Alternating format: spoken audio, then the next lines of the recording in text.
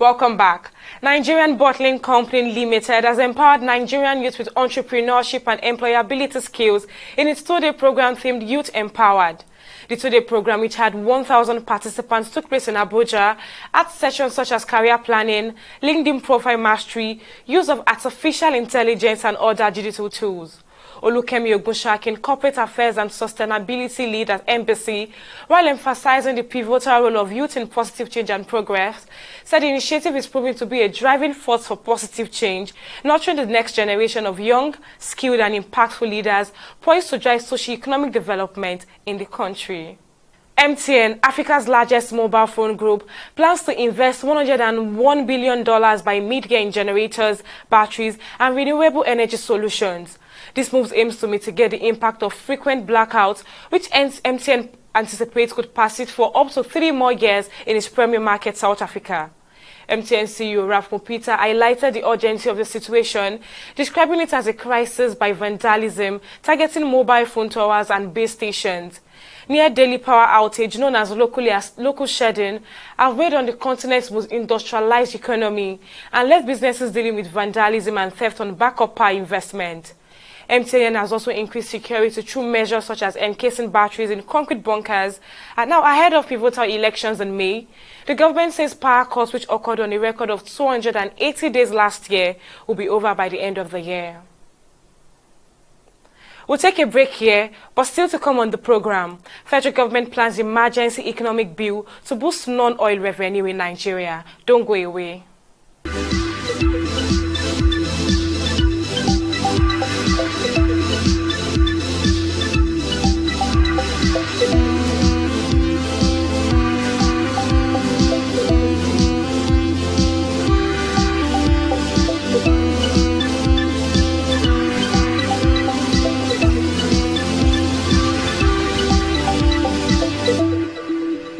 Welcome back. The federal government has said it plans to introduce an emergency economic bill to boost its revenue from the non-oil sector in Nigeria. This was disclosed by the Minister of Finance and Coordinating Minister of the Economy, Wale Edun, during his presentation at the Lagos Business School Breakfast Club on 8th of April 2024. Specifically, the new bill will expand tax base, improve compliance, automate exercise tax, review tax exemptions and duty waivers, that's about 1% of the GDP, and recalibrate incentive structure. The chairman of the Presidential Committee on Fiscal Policy and Tax Reforms, Taiwo Oyedele, recently said that his committee has drafted a new tax regulation which will amend existing laws in the country. Oyedele also noted that Nigeria can easily earn 10 trillion annually via efficient management of its non-oil assets. He added that the country's non-oil assets, estimated to be between 80 trillion and 100 trillion, are yet to get sufficient attention, are also being mismanaged. The non-oil sector contributed around 95.3% to Nigeria's GDP in the last 3 months of 2023. This is according to the National Bureau of Statistics 2023 fourth quarter report. This percentage is below the 95.66% recorded in the fourth quarter of 2022. Now, yet it surpasses the 94.52% noted in the third quarter of 2023.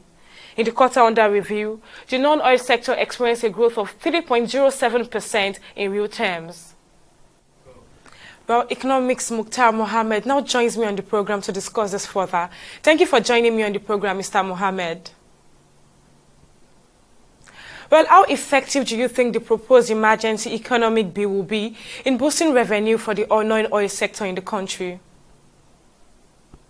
First of all, when it talks about emergency, emergency means that a lot of what we call rule of law will be suspended.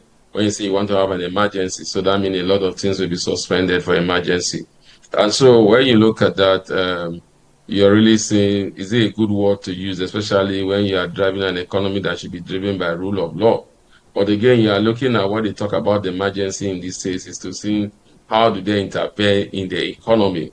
It's a different type of it. So for me, I think depending on which sector they want to boost with the emergency bill in terms of suspending other things to make sure those sectors grow. So emergency in itself is not good, but depending on where it is applied, because if you say an emergency rule, that means the rule of law will be suspended. When you talk about an emergency economic policy, That means some issues that need to pass through legislation, some issues that needs to pass through corporate governance will be suspended pending where some of these things are affected. So it all depends on which sector they really want to touch with this emergency economic bill.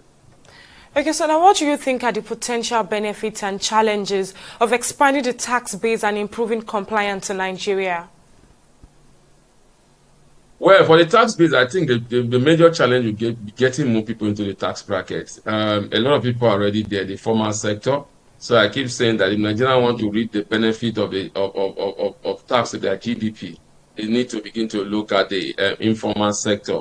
Now, when I think about informal sector, I'm talking about that artisan, I'm talking about that woman that is selling on the road, that hairdresser, and all. These are the people that make the larger force of the Nigeria economy. So you need to begin to see how you can attract those people into the tax bracket. But when in Nigerian case, when you look at widening the already tax bracket, it means putting more burden on the already tax. So, but we should be thinking of widening the tax bracket by bringing in a lot of people, especially from the informal sector, into the tax bracket. And how do you do that? You do that in the sense that maybe you begin to provide some of these little succum for them, and then that will attract them into coming into the tax net. But if you just on your own said, okay, you should come and pay tax for the person that is still providing power for himself, the person that is still dealing with a lot of issues that should be government security power, that government ordinarily should be taking care of, he will not want to come into that space because he's already taking care of a lot of things by himself. But if government is there to enhance your business, to make it grow further, then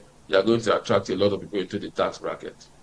Okay, so Mr. Mohammed, now one of the things the bill aims to do is to automate excise tax in the country. Now, how significant do you think is the automation of excise tax in enhancing revenue collection, and what infrastructure do you think will be needed to support this initiative?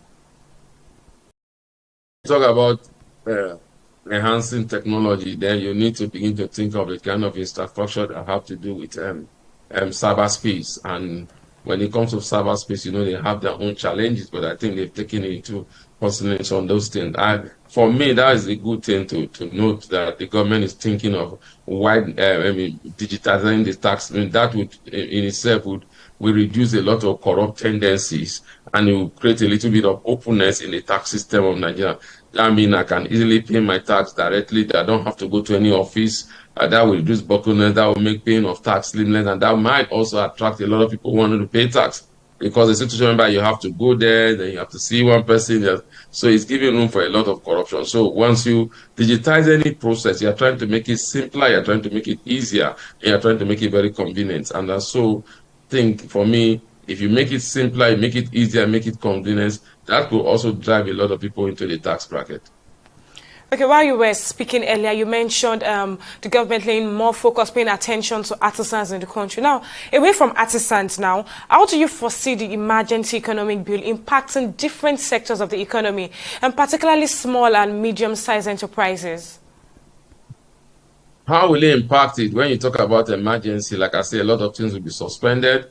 I want to see how government will directly intervene in some of these SMEs, how government will begin to provide amenities for them, how governments will help them do exporting on some of their products by giving them a level playing ground, by reducing taxes on some of these products so that they can be competitive in the global market.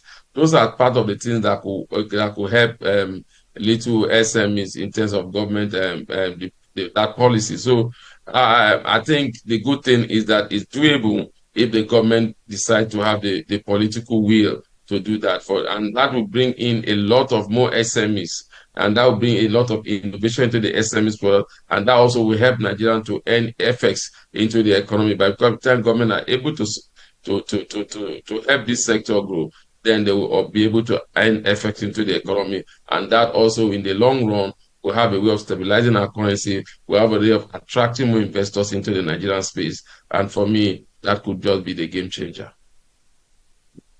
Now, Mukhtar, in your opinion, what additional policies or strategies should the government consider to further diversify the Nigerian economy away from reliance on oil revenue? Because the main reason for the bill is just to find a way to diversify and not rely on oil revenue in the country. So what other strategies or policies do you think the government should put in place? tax holiday, tax bracket for SMEs that are going to earn FX into the economy. And you need to give them a lot of incentives. You need to give them tax holiday. You need to make them know that by bringing FX into the economy, they will earn one advantage more than those that don't bring FX. So for me, that is the key. Then provide the amenities for them, the infrastructure for them to be able to store some of these products before exporting it out, because that has been the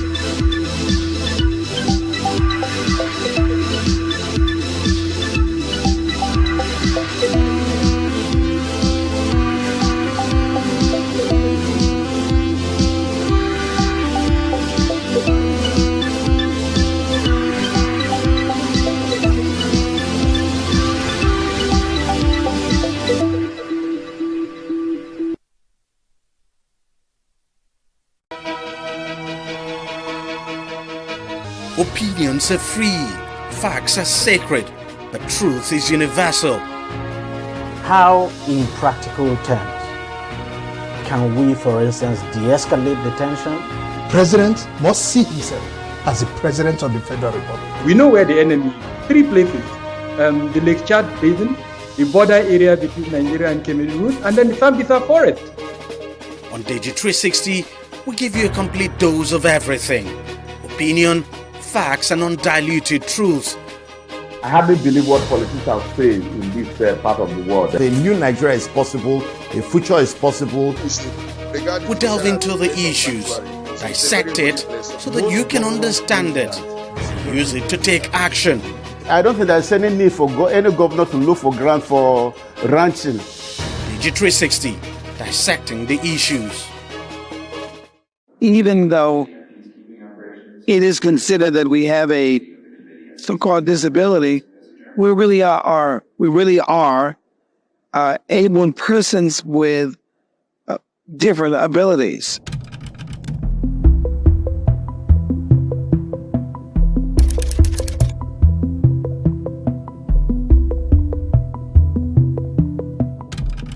For society and development to be included of persons with disabilities, we need to have equal access to education and to knowledge and information. Yet, out of millions of publications each year, fewer than 5% are made available in accessible formats for visually impaired persons. In developing countries, an even smaller percentage of publications are available in accessible formats. The Marrakesh Treaty, as it is called, will greatly expand the availability of artistic and literary works in accessible forms, such as Braille, large print text, and audiobooks. This can make a real difference in the lives of the world's more than 300 million visually impaired persons.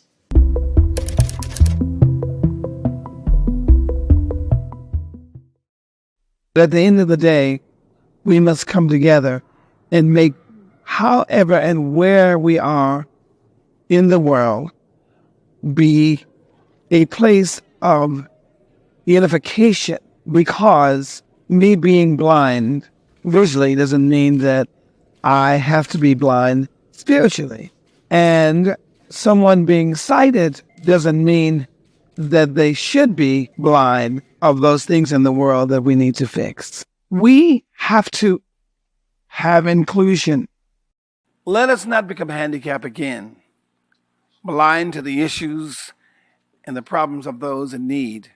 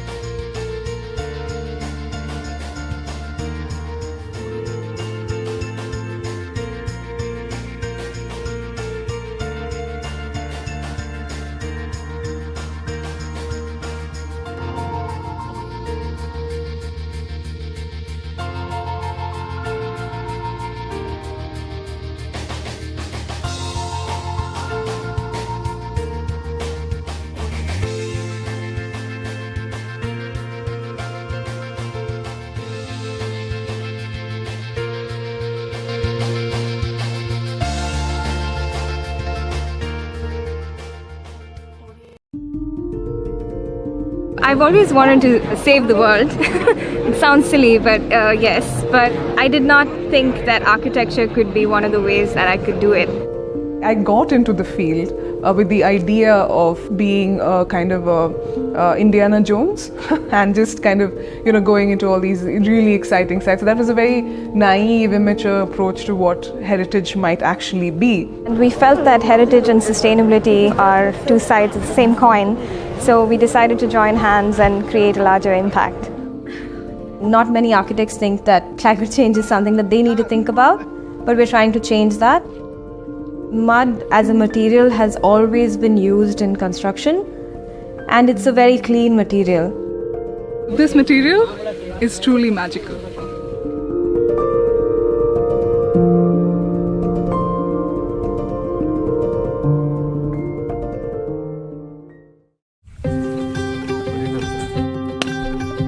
In India, it's all about customs and traditions. We walked around the machine with lime and camphor burning in his hand. It's like removing all the bad energies or vibes that the machine could have been born with.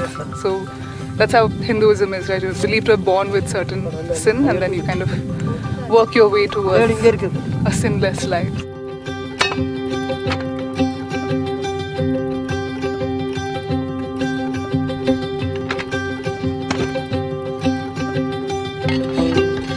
You can make mud bricks with basically any kind of mud or soil. So we've got some really beautiful red soil here. This soil is further seeped. All the big particles are kind of taken away, and it's mixed with what used to be sand but is now quarry dust. So quarry dust is essentially from stone quarries, the waste that you get is collected, and to this mix you add very little bit of water just to activate the clay, which is then put into the machine, and the strength of the brick is basically got from the action of compression.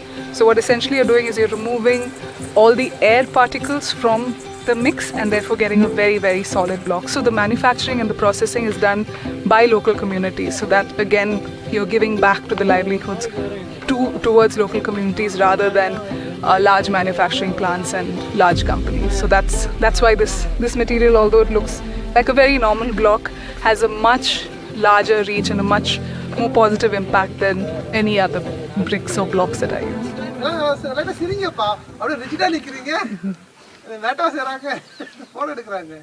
Sir, I'm kalyanthile sirikla sir.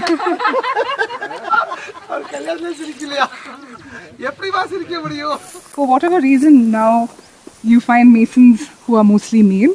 So the kind of camaraderie you would want to have is a little bit harder to achieve with them. So it's a bit of a social stigma to get too pally with women. So initially they'll be like, no madam, you can't touch the tools, you can't get muddy. But then eventually they're like, there's no point talking to her, she's going to touch the tools, she is going to get muddy. So that's one way that we found it's nice to kind of break that barrier almost immediately. Then we kind of say who defines roles, right? It's just what you feel like doing, what gives you joy. And working with my hands give me joy, so I'm doing that. And that helps you create a better relationship with the mason. In cow dung, it's basically digested fibers, right? So we add this in mud to increase the cohesion of the mud particles. So we work a lot with cow dung, and it's quite interesting. The cow dung that we get in the cities stink really badly, but the stuff that we work with in the villages are quite pleasant to work with actually. It's clearly what they're eating. They're eating a lot of crap in the cities and they're eating this lovely grass here, so possibly that.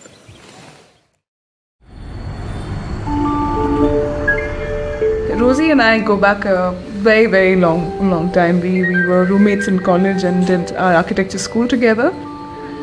I think when you find someone, you know that you click, and that's what happened with us. There was, friendship was almost like immediate, and then it's lasted us 16 years. We were very clear that we did not want it to be a Sridevi and Rosie Associates, because the firm needs to be bigger than that. Anne Joseph, architect. Vasha and John, architect. Tejaswini, architect. Lesha Mahadesha, architect. Sanjani J, architect. Shubha, architect. And then we thought about the masons on site who really make our dreams, our drawings and all of that a reality. So it was kind of a no-brainer to give them the importance in the name itself. And so masons and the ink would be basically our drawings and all of that. We wanted it to be a collaborative, hands-on process on site. So, when we stop seeing ourselves as architects who work on just the 2D and 3D, and once it moves off to site, like we barely know what's going on, or we just come in once in a while, but more like working as a team. So the thread is like just holding it in place, but then the bulk of the used to be in Girl Scouts, so I know a thing or two about knots. So we managed to get our poles up. I started out in the corporate world like a lot of people, and I think after a while I got disillusioned with that kind of a life. I was thinking about moving to the countryside, setting up something like this. It was on my mind, and we were thinking about it until a year and a half ago, I lost my husband, the love of my life. He was my college sweetheart. I know adult life only with him. I don't know any other life. So when he died, I knew I had to rebuild life, and I couldn't do it in that city anymore. This place came up. It was almost an impulse buy, and I bought this place. And then I had been talking to the Masons Inc. guys. I think it was important for me. They also knew them. They also knew my husband. They understood my journey. They understood where I was coming from, and somehow that translated into the design. I'm very proud of it because the only cost we incurred in all of this was the metal mesh. The rest was quarry.